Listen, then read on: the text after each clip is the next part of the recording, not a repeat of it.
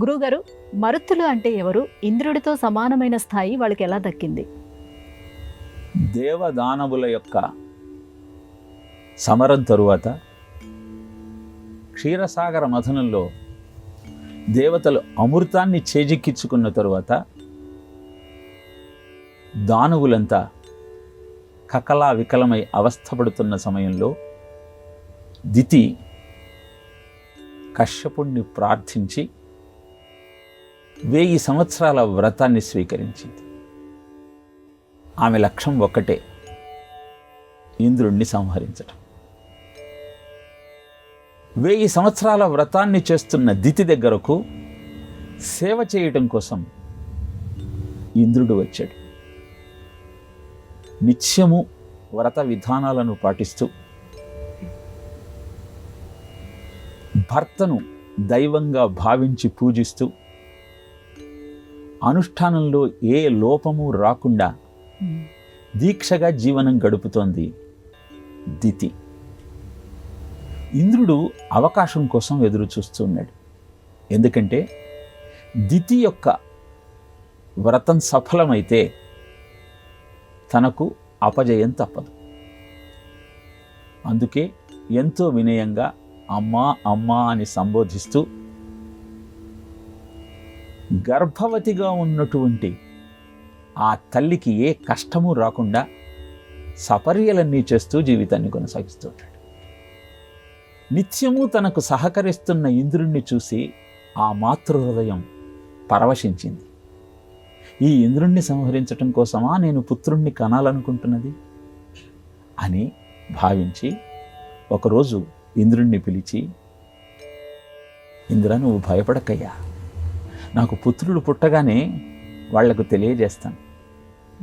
నీకు ఎలాంటి అపకారము తలపెట్టవద్దని వారికి నచ్చ చెబుతాను అని ఇంద్రుణ్ణి కూడా పుత్రవాత్సల్యంతో దగ్గరకు తీసుకుంది ఆ మాతృహృదయం.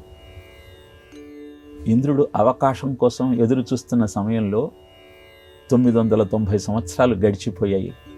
ఇంకా 10 సంవత్సరాల్లో వ్రతం ముగుస్తుంది. అద్భుతమైన పుత్ర సంతానం దితి సొంతమవుతుంది.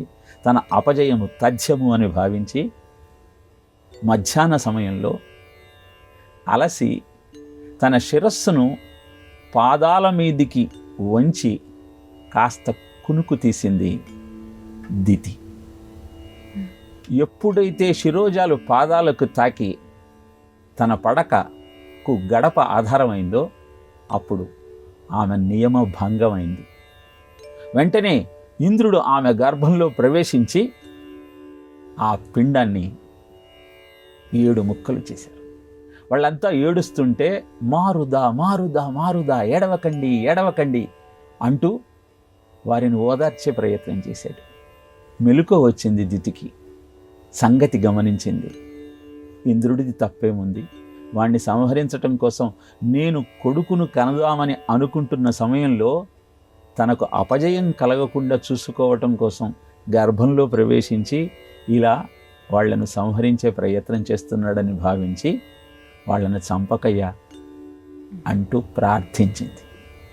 ఎప్పుడైతే తల్లి అభ్యర్థనను విన్నాడో అప్పుడు బయటికి వచ్చి, అమ్మా బాధపడకమ్మా, ఆ 7గురిని ఇంద్ర పదవికి సమానమైన పదవిలో ఉంచుతాను, బాధపడకు అంటూ 4గురిని తన ఆస్థానంలోనే ఉంచుకున్నాడు.